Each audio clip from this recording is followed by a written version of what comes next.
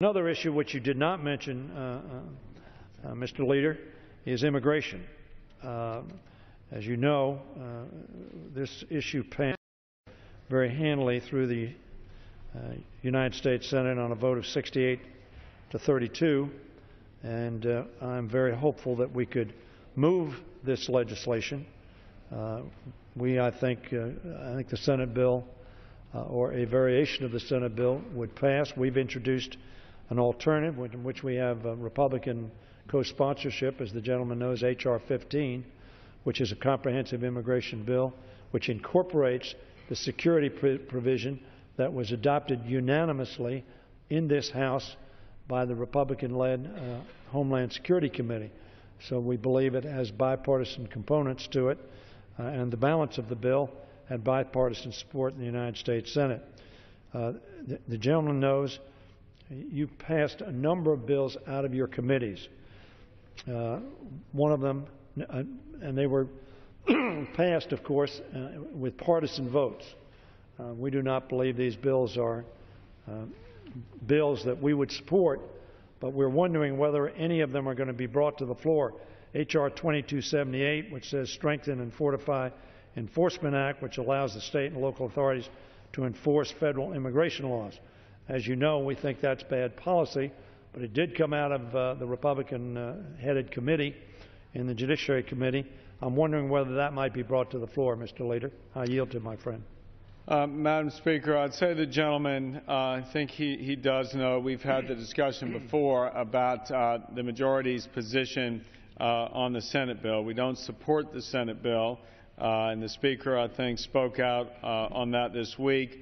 Our members don't support the Senate bill, and we've said all along Chairman Goodlatte and his committee are going about a much more deliberative process, step-by-step approach to address the problems with the broken immigration system. I do think I would tell the gentleman there is consensus on our side of the aisle as well as his that the system is broken and it needs to be fixed. Certainly there are differences on how to go about doing that, but we remain committed, as does the chairman, in trying to move in a step-by-step manner to address the various issues involved with immigration reform, but not to do it the way the Senate did, because as we've seen, many of those who actually voted for the Senate bill in the other body have now said they regret that vote, or they perhaps would do something differently.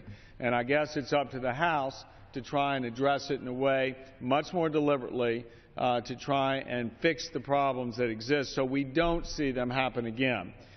And I would say to the gentleman, the House will continue its work, and in any way, as the gentleman knows, the news of this week, unfortunately, has been many Americans very unhappy with the work product coming out of this town as far as health care is concerned.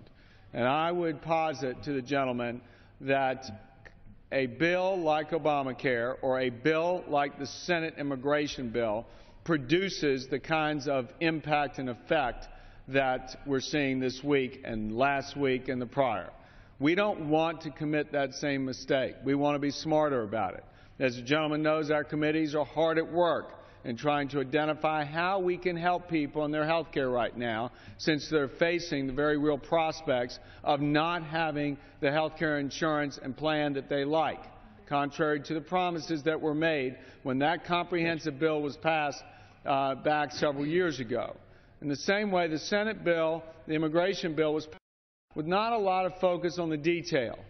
We intend to try and focus on the details of immigration reform, try and come together, see if we can actually have some positive reception on the gentleman's side of the aisle, both in this House and the one across the way, as well as the White House, to actually work together finally to produce a bipartisan outcome that will be satisfactory, because none of these partisan bills have ended up working. And as you see, Obamacare, case in point. That's why we have the train wreck that is upon us. It was a strictly partisan bill that came out of the Congress, House and Senate, and look what's happened. So I'd say to the gentleman, we do care about the immigration issue and want to go about reform in a smart way. And I yield back. I thank the gentleman for his comments, Madam Speaker, and I wish that they had been demonstrated on the Farm Bill and on the Homeland Security Appropriation Bill, both of which were reported out of committee on a bipartisan basis, but were very partisan on the floor of this House. I thought that was unfortunate, but that's what happened. But the gentleman, I'd like to repeat my question. The gentleman said he wanted to deal with the immigration bill in a very thoughtful, considered way, and that he did not support the Senate immigration bill. I was not surprised at that response. I know he does not support this immigration bill. The Speaker has made that very clear. He does not support it, and very frankly, the majority of Republicans have made it clear that they do not support the comprehensive immigration reform bill. However, Mr. Leader, what I asked you was, are you going to bring H.R. 2278, which presumably passed out of the Judiciary Committee, presumably in a thoughtful, considered, discrete way, that is, dealing with individual subjects, which is the Strengthen and Fortify Enforcement Act, which allows states and local authorities to enforce federal immigration laws. My question to you, Mr. Leader, are you going to bring that bill to the floor, or any of the other 4 bills, which I'll mention as well, to the floor, so that presumably you believe those were considered in a thoughtful way, were reported out of your committee, were reported out with all of your Republican, I believe, voting for it, at least 20 of them voting for it. My question to you is, are you going to bring that bill to the floor?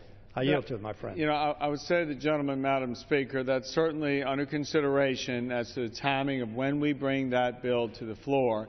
And I would then again reiterate that Chairman Goodlatte is trying to take a holistic approach to the immigration reform issue. The bill that the gentleman mentioned, obviously one of the pieces to trying to figure this out, and do so in a way that we can affect positive result, not just result for result's sake. And I would again direct the gentleman's attention, Madam Speaker, to what's going on with Obamacare right now and how many millions of Americans are extremely disappointed in their government and certainly in the representations that were made by the White House and the President so far as that law is concerned.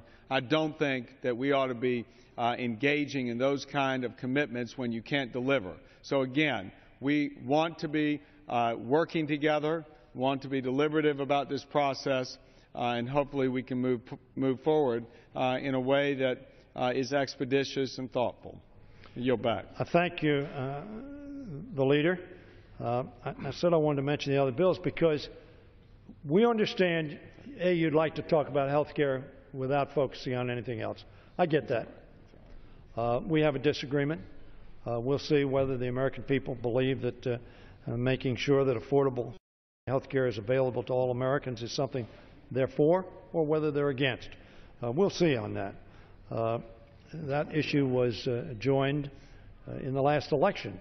That last election didn't have much effect in this body in terms of the issues that were contended in that election.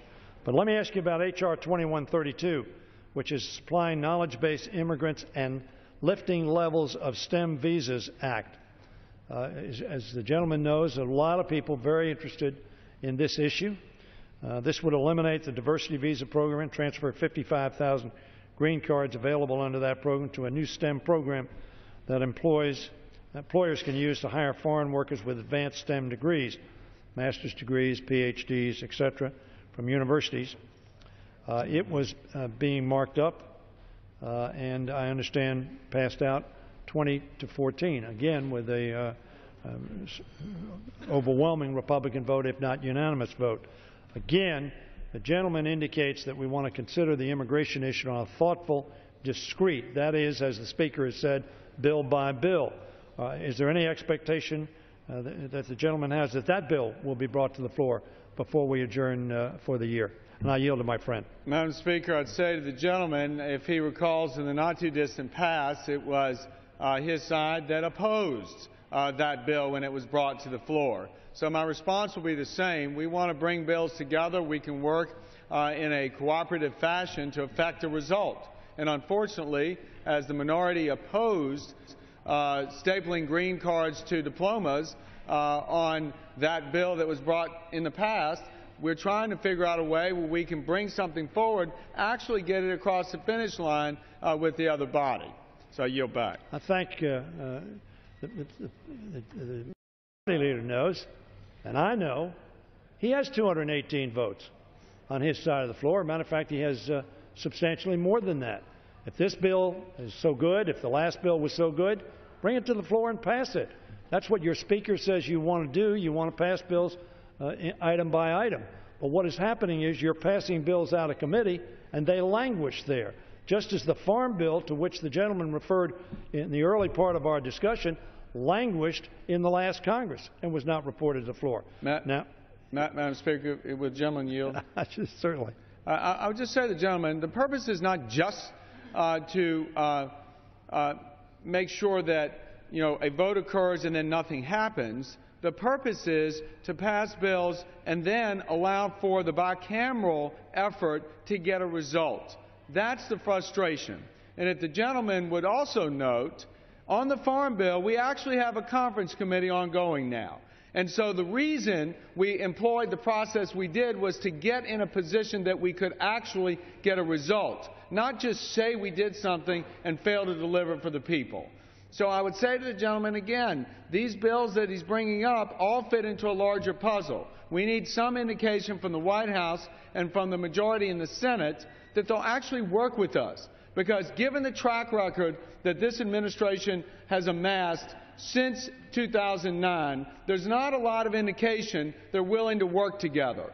And again, I would point to the prospects of that being what's key. Because this week is demonstrative of what happens when you just move without bringing everyone together. The effects of this health care law are going to be lasting on people. They're scared to go to the exchanges. They're worried they're not going to have insurance.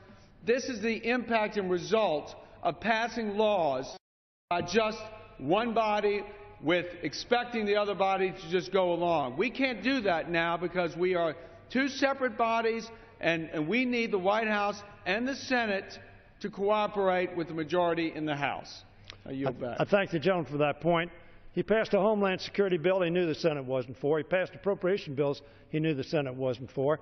He passed, Madam Speaker, the Farm Bill amendments that he knew were not going to be supported in the Senate. So I'm asking him, Madam Speaker, we think immigration is a critically important subject. We believe immigration is in fact broken. We have an alternative. He doesn't like our alternative. I understand that. We understand that on this side. Perhaps the American people also understand. They don't like our alternative. Now, it passed with 68 votes in the United States Senate. He now says people have changed their mind. Maybe that's the case, but it passed with 68 votes in the United States Senate. They don't like it. Madam Speaker, I understand that. I get it. They don't like the health care bill. By the way, Madam Speaker, I'm starting to get that message. Pretty thick, takes some time, but on 46 votes to repeal or to undermine, I get it. You don't like that bill. You think it's a bad bill. We have a disagreement on that, Mr. Leader. However, apparently we don't have a disagreement on the fact that the immigration system in America is broken. So what I'm asking you, you have passed out of committee. You've passed out of committee the agricultural guest work program. Creates a new temporary agricultural worker program. That also passed on a partisan vote. None of these votes were bipartisan. There was no effort to work with the Democrats on the committee to bring a bipartisan bill, unlike Mr. Lucas or Mr. Carter, who brought bipartisan bills to the floor and turned into partisan pieces of legislation with the help, frankly, of the majority party. Now, I'm asking you, the Agricultural Guest Worker Act, are we going to bring that to the floor? Again, a discreet, thoughtful, I'm sure, on your side of the aisle, addressing of a broken program. But if we don't bring it to the floor, we don't consider it, we can never get to conference, which is what the gentleman says he wants to do. I yield to my friend. Madam Speaker, I'll just say to the gentleman again, track record of this administration and the majority in the Senate has indicated an unwillingness to sit down and talk. They've not done so. Certainly the White House has not done so on the immigration issue, did not do so on the health care issue. And again, it doesn't help the American people for this insistence on my way or the highway kind of mode of operation. And we've gotten the message now. If it's going to be my way or the highway, we'll try and do whatever we can to help people, as we did today on the floor, a bipartisan vote. Because the gentleman continues to say that we don't like the health care bill. That's true. I think the American people have spoken out pretty loud and clearly over the last 10 days or so, because indicated by the White House and the President's move yesterday. Obviously, the law is not working, right? We don't want to get into another situation like that. We want to make sure we work together comprehensively, because there is step-by-step actions that need to be taken. But we need results. We need the White House to sit down and talk to us. We don't need any more speeches. We don't need any more press conferences by the President. We need some actual talk. And on the immigration issue, they've just not come forward. They've said my way or the highway. And I'd say to the gentleman, that's not how you work in bipartisan process. Now, the gentleman complains about partisan action on the floor. Well, there is an inherent partisanship when you have a majority versus a minority, and the will of the House is reflected on the votes here. Well, the Senate is controlled by the gentleman's party. So is the White House. So to get any kind of result, such as the Farm Bill, we're going to need a bipartisan result. He is correct on that. But it doesn't mean that if we pass something in the House, it automatically has to be something the Senate will support. So, again, I would say to the gentleman, let's all try to work together. I think our side has indicated a willingness to do that. Obviously, we want to go and get these conference reports out. But we have not seen a willingness on the part of the gentleman's party, this President, to say we can work together to effect positive immigration reform, not just my way or the highway. I yield back. I thank, Madam Speaker, the gentleman for his observations. I'm somewhat amused, I must say, Madam Speaker, because there are few people in America who believe it's our party that's my way or the highway. There are few people in America who didn't see 198 Democrats vote to keep their government working. Not my way or the highway. We didn't get what we wanted. We didn't want that number that was passed. 198 Democrats, without exception, voted to keep this government open. 198 Democrats voted to pay the bills of the United States of America. It wasn't a question of my way or the highway. It wasn't a question of repeal or I will vote to shut down the government. 147 Republicans, Madam Speaker, voted to keep the government shut down because they didn't get their way. 147 Republicans, including, in both instances, the chairman of the Budget Committee, Mr.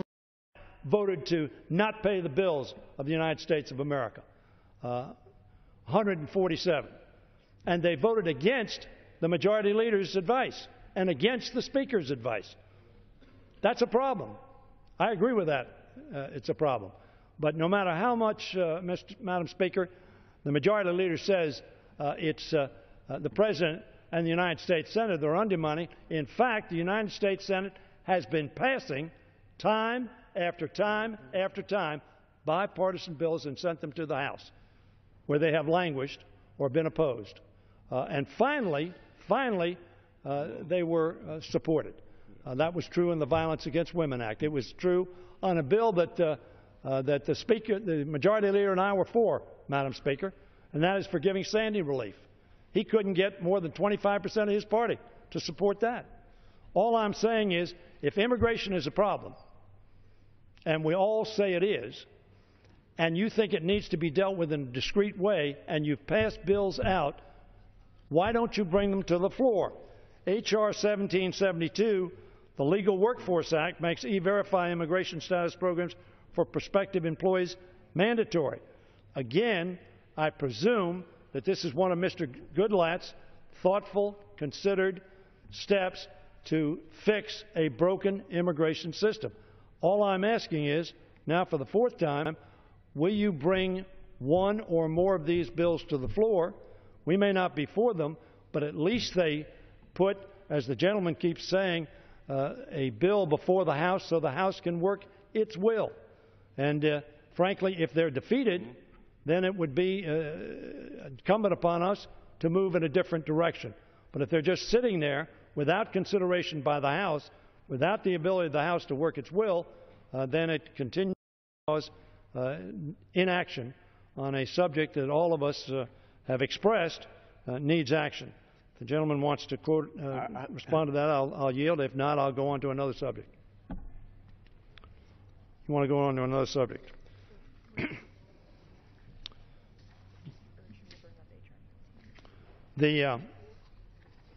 Rather than go on to another subject, let me urge the gentleman again, because when the gentleman says, "Let the House work its will," that's a wonderful phrase. Hopefully, it resonates with the American people. But the House is not allowed to work its will. Now, ultimately, as those bills I just referenced, we did work our will. Because, and we worked our will, frankly, with mostly a majority of Democrats and a minority of Republicans joining together to pass critically important legislation for this country. We couldn't get the majority of your party to vote for many of those bills. But I would ask the gentleman, if he really wants the House to work its will, and he believes that H.R. 15, the Comprehensive Immigration Bill, is a bad bill, bring it to the floor and see if the House thinks it's a bad bill. See if the House believes that it's a bill that is not worthy to be considered and passed as a fixing of a broken immigration system. I would urge my friend to bring that bill to the floor. He has the power to bring that bill to the floor. I would urge him to do so. And I yield my friend I would just say to the gentleman, we don't want a repeat of what's going on now with Obamacare. That bill, constructed as it is by the Senate, last-minute ditch effort to get it across the finish line, I think that there is a lot that could be done a lot better in that bill. And the gentleman, I believe, knows that as well. If he doesn't share my opinion, then we can agree to disagree on that. Okay. And I would just say again, let's be mindful, Madam Speaker, of what happens when you put together a bill like Obamacare and the real consequences to millions of Americans right now, scared that they're not going to even have health care insurance that they have today by come January 1. And there are plenty of reasons for that. The mishaps with the websites, the call centers, the stolen identities, all the things that don't seem to be working right now are scaring people out of even considering in a rational way what's going on, because how could they? There is no answers being given. And I would say to the gentleman, largely due to the unfortunate architecture of that bill, and some of which could be blamed on the process by which it was put together. We don't want to make that mistake again. And I would say to the gentleman, look forward to working with him in a deliberate, thoughtful approach, not bringing up the Senate bill, because we're not going to do that. I've said that to the gentleman. And hopefully we can work in a much more positive way. With that, I yield back. In closing, Madam Speaker, let me simply observe that this is somewhat ironic, because the gentleman has repeatedly said he doesn't like the Senate bill. I hear that. He then says we need to consider a more thoughtful way of doing this. I get that. I have then pointed out that the committee, which is headed by Mr. Goodlatte, Republican leader of the Judiciary Committee, has passed a number of bills, presumably in that quest for a more thoughtful consideration to fix a broken system. The gentleman has not going to bring any of those bills to the floor. So he knows what he's against, Madam Speaker. He knows what his party is against, Madam Speaker, but he cannot tell us what he's going to do to fix a broken system, because apparently the 4 bills that I have asked about are not being brought to the floor, are not part of the solution of which the gentleman speaks. And that's regrettable.